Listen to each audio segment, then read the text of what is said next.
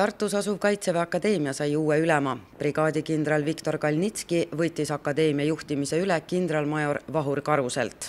Ja kindral Karus on oma tööga väga hästi hakkama saanud, sest see praegu areng on toimunud ja kindlasti seda arengut tuleb jätkata. Nii et mul on hea meel, et ma võtan kooli üle sellisest ülemalt nagu kindral Karus ja kindlasti minu kavatsus jätkata nagu samas vaimus edasi.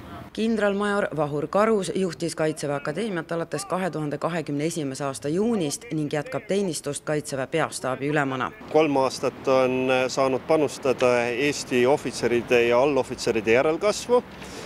Mingid asjad on saanud ära tehtud, mingite asjade puhul oleks oodanud, et nad oleks kiiremini läinud, aga see on võtnud oma aja. Aga mul on hea meel, et ma saan kooli anda brigaadikindral Viktor Kalnitskile, kes on samamoodi väga korraliku ohvitseri haridusega ja kes kindlasti neid projekte edasi viib ja üritab seda kooli veel paremaks teha. Kaitseväe Akadeemia on Eesti ainus riigikaitseline kõrgkool, kus koolitatakse ohvitsere ja allohvitsere Kaitseväele ja Kaitseliidule. Lisaks pakub Kaitseväe Akadeemia sõjaväelist täiendkoolitust ning viib läbi riigikaitsega seotud teadus- ja arendustegevust. Nii saigi Eesti juurde ka 49 maa-, õhu- ja mereväe põhikursuse lõpetajat ning magistrikraadi 24 ohvitseri.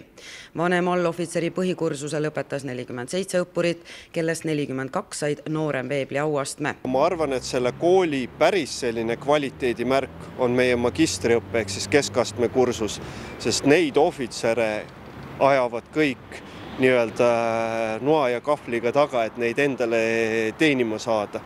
Ehk siis see on selle kooli päris selline võimas kvaliteedimärk. Kaitseväe Akadeemia lõpetanud ohvitserid ja allohvitserid asuvad teenistusse erinevatesse Kaitseväe väeosadesse. Tänavu on huvilistel Akadeemia maa-, mere- ja õhuväe põhikursustele võimalik sisseastumisdokumente esitada 3. juulini.